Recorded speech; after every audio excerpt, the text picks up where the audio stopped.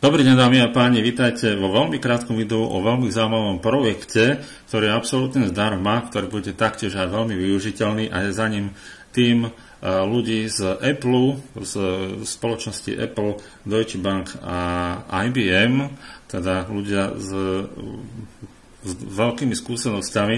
Naozaj to vyzerá veľmi zaujímavo. Projekt bude absolútne využiteľný pre každého, alebo dá sa povedať, že produkt, by som mohol povedať.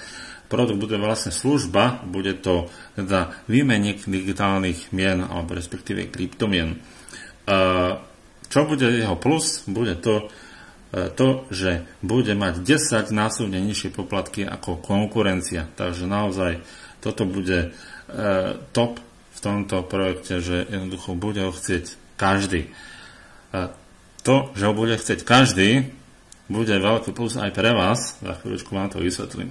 Budete si tu môcť vytvoriť pasívny príjem, to je naozaj veľmi, veľmi dobré, ale poďme k tým jednorazovým províziám, aké budú. Takže na základe vašej registrácie získate tzv. 50 VCX tokenov.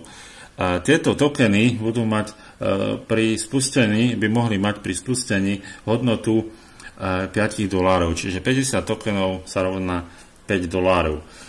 Za každého vami privedeného človeka, ktorý sa k vám zaregistruje, získate 100 VCX tokenov, čo bude pre vás znamenať pre pošte $10 zo začiatku. Samozrejme, tieto tokeny by mali stúpať na hodnote vďaka tomu, že projekt bude napredovať. Takže poďme k tomu, ako vy môžete napríklad získať pasívny príjem a veľmi zaujímavý pasívny príjem. Takže máme tu takú kalkulačku nižšie na stránke, kde si môžete teda zapísať napríklad alebo vypísať, že ste získali 1000 tokenov a to pre vás znamená pri obrate projektu 1 bilión, čo je 1 miliarda dolárov, to je naozaj veľmi možné číslo pri týchto výmenníkoch, čo bude pre vás teda znamenať $6 mesačne. Čo sa ale však stane, keď sa projektu bude viac dariť, dajme tomu získať 10 miliard dolárov denne obrat, to znamená, že budete zarábať $60 mesačne. Myslím, že tak na prilepšenie je to celkom zaujímavé. Čo sa však stane, keď zaregistrujete takých 50 ľudí, čo je ešte relatívne možné. Získate teda 5000 tokenov a pri obrate 10 miliard dolárov získate teda $300 mesačne. To je celkom zaujímavé. Čo sa stane, keď teda máte 100 ľudí? To je $600. Čo sa stane, keď teda projektu sa bude veľmi, veľmi dobre dariť? Môže to byť aj $6000. Takže z tohto hľadiska je to naozaj veľmi zaujímavé. A čo je ešte zaujímavejšie, tak tento projekt sa by sa mal dostať na tzv. ICO, čo je potrebné pre takýto každý výmenník a mal by to aj nejakú papierovo doložiť veľmi, veľmi skoro. Takže z tohto hľadiska je to naozaj veľmi zaujímavé. A samozrejme najviac zaujímavé v tomto projekte budú tie poplatky, že budú veľmi nízke. Celý projekt sa spúšťa 10.10.2017. Takže poďme k tomu, ako veľmi jednoducho sa registrovať. Takže kliknete na valid email, kde zadáte váš email a kliknete Get My Link, vypíše sa vám váš odkaz.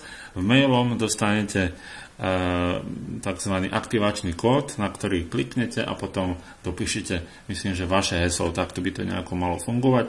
A tým, že doplníte teda vaše heslo, tak už budete prihlásení, alebo môžete prejsť teda na stránku www.ex.co a kliknete na Sign In. Keď kliknete na Sign In, takže sa vám to tu zmení a vypíšete teda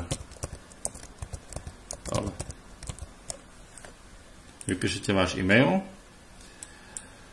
kliknete na Sign In a potom vypíšete vaše heslo a kliknete na Sign In.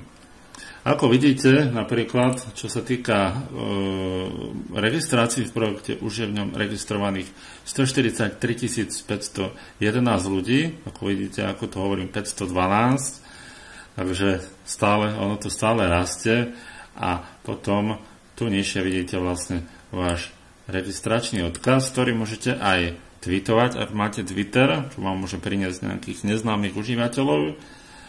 Taktiež môžete aj nasledovať na Twitteri oficiálny kanál tohto projektu. Potom tu nás si môžete sledovať, že koľko priateľov sa vám pridalo. Napríklad tu vidíte presnejšie. Ja mám momentálne 14 ľudí registrovaných a získal som teda dokopy 1450 tokenov. Tých 50 tokenov mám navyše teda z vlastnej registrácie, aby ste tomu chápali. Takže o tomto to je, potom nižšie znovu máte tú kalkulačku, popis, čo sa bude jednať a tzv. Do budúcna, ako to bude fungovať, takže dostaneme sa na ICO 9.9.2017, spúšťame sa 10.10.2017. Mobilná aplikácia bude prvý mesiac roku 2018 a tak nejaké margin trading tretí mesiac 2018, Fiat Integration, nejaká integrácia Fiat, tomu už nerozumiem, čo to znamená, druhý kvartál 2018 a decentralizácia peňaženky tretí kvartál 2018.